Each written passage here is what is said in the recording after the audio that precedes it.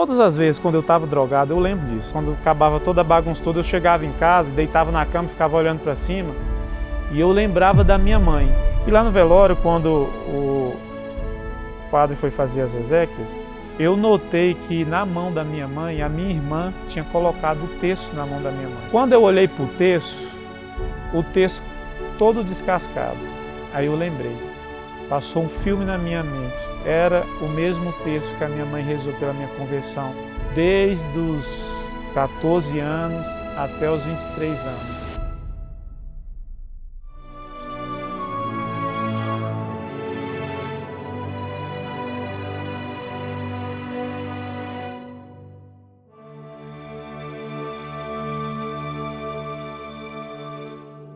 Meu nome é Ronaldo Silva de Sena, tenho 42 anos, sou natural do Maranhão, mas resido em Goiânia. Sou católico desde de berço, né, mas por um período do meu tempo eu fiquei fora da igreja católica, né. Quando eu tinha 12 anos de idade, o relacionamento da minha mãe e do meu pai, eles, né, ficou insustentável.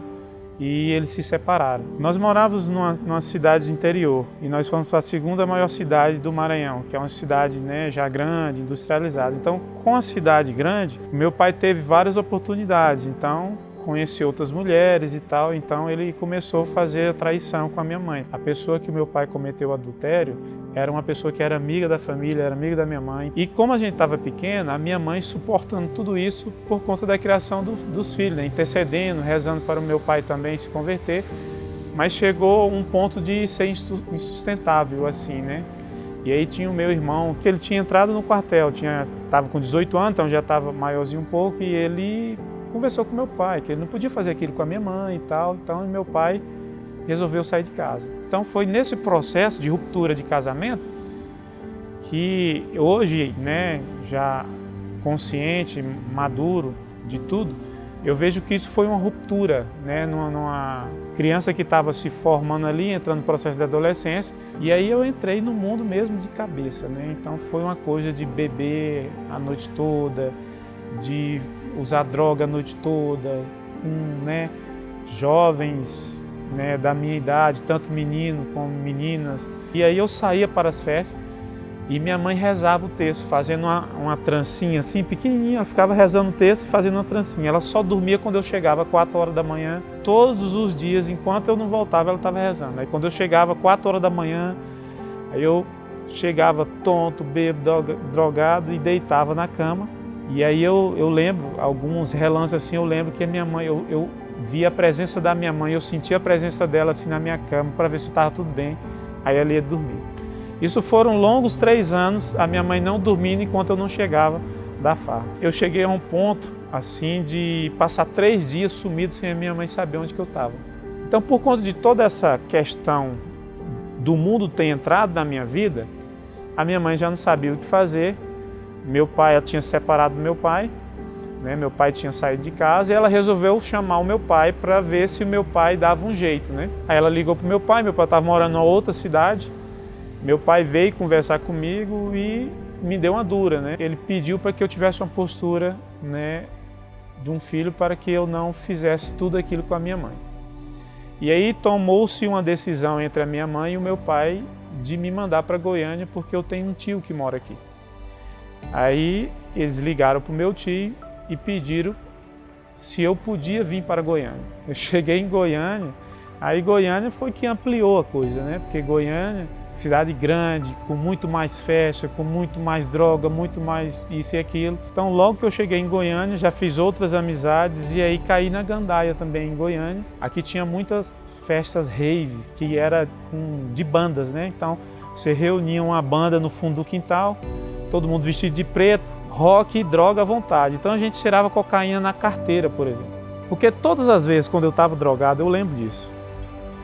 Eu tinha fumado maconha ou cheirado cocaína, quando acabava toda a bagunça toda, eu chegava em casa, deitava na cama, ficava olhando para cima e eu lembrava da minha mãe. E sabe do que eu tinha medo nessa época?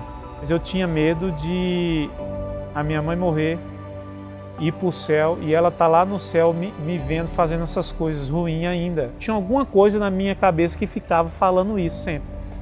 Ficava com essa coisa, né? Eu recebi tanto amor da minha mãe e eu vivendo essa vida, né, desordenada. Um dia, eu ia passando na frente da paróquia Nossa Senhora Aparecida e Santa de Virgens, no Jardim América.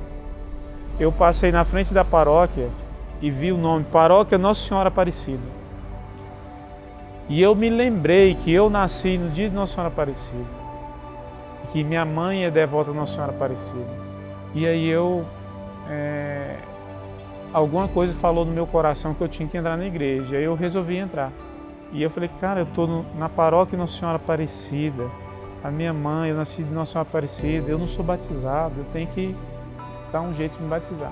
Aí eu procurei na paróquia para ver se tinha, como é que fazia para batizar, né? E tinha uma professora, o pessoal me deu o nome de uma pessoa, professora de catequese, de adulto, Maria Luísa, o nome dela, que ela fazia turma de adulto para batizar pessoas adultas. E eu procurei essa Maria Luísa. Ela me dava aula de catequese, no sábado das 2, mais ou menos 1h30 de catequese, e ela falava assim, olha, fica aí, daqui a pouco vai ter um grupo de oração. E eu não sabia nem o que era o grupo de oração. Quando eu fui participar a primeira vez de um grupo de oração, eu achei aquilo meio estranho, né? Que as pessoas rezando daquele jeito, aquela coisa, orando pela gente. Mas umas 3 vezes que eu fui no grupo de oração, eu tive uma experiência muito forte. Eu fui preenchido pelo amor de Deus tão forte que eu falei assim, eu achei o que eu precisava, né? E aí depois dessa experiência na Renovação Carismática Católica, eu comecei a participar da renovação, fazendo o curso para batismo, né? Aí logo teve o seminário de vida, aí eu fui batizado, fui crismado, teve o seminário de vida. E aí com esse processo todo, depois desse início da conversão, eu resolvi ligar para minha mãe. Esse tempo todo eu não ligava para minha mãe. Algo tocou no meu coração, a ficha caiu, né? Olha o tanto de tempo que você fez sua mãe sofrer. Você nunca pediu perdão para ela.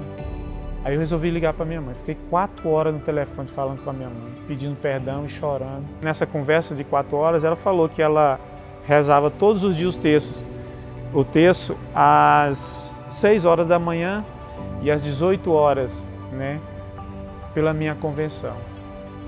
Porque eu fui o único filho dela que foi envolvido com drogas. Então, mesmo minha mãe, a 1.400 quilômetros de distância, não falando com seu filho, não deixou de rezar um dia sequer pela conversão do seu filho. Por isso que eu falo que é uma coisa assim, não foi alguém que foi pregar para mim, foi algo que Nossa Senhora me convidou. Então, para Nossa Senhora me convidar, a minha mãe rezou pedindo isso para ela.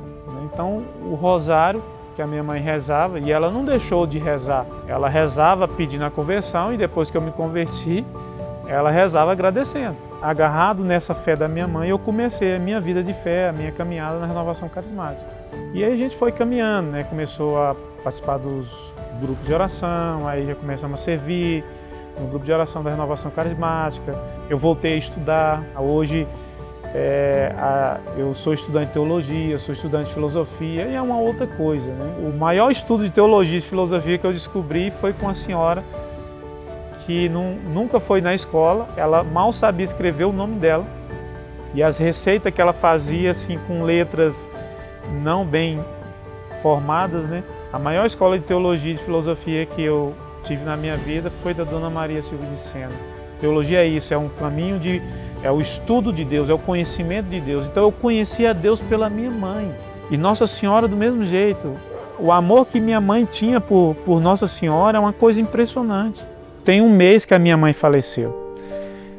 E o que eu achei muito assim, impactante na minha mãe, que até no velório dela, ela dá testemunho de fé e evangelizando. Por quê? Lá no velório, quando o padre foi fazer as exéquias, eu notei que na mão da minha mãe, a minha irmã tinha colocado o terço na mão da minha mãe.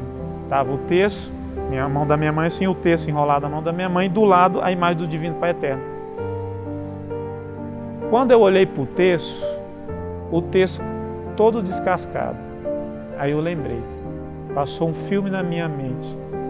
Era o mesmo terço que a minha mãe rezou pela minha conversão, desde os 14 anos até os 23 anos. A minha mãe levou para a sepultura o texto que ela rezou pela minha conversão. Então eu não tenho dúvida que todo o caminho que eu fiz, que eu trilhei, não foi um caminho de méritos, por exemplo, humanos, ou de uma pessoa que foi, pregou para mim, eu me converti, porque não foi assim que aconteceu. Foi algo que intuiu no meu coração. Eu estava passando na frente, de repente eu vi Nossa Senhora Aparecida e eu lembrei. Não foi alguém, eu fui num encontro, alguém pregou e deu um choque de realidade. Não foi. Foi Nossa Senhora que foi me convidando para esse processo de conversão. Então isso não tem outra resposta a não ser a intercessão da minha mãe durante todo esse processo, né? E esse reconhecimento, no dia do velório dela, eu fiquei muito emocionado por conta desse testemunho que ela deu de oração, de intercessão.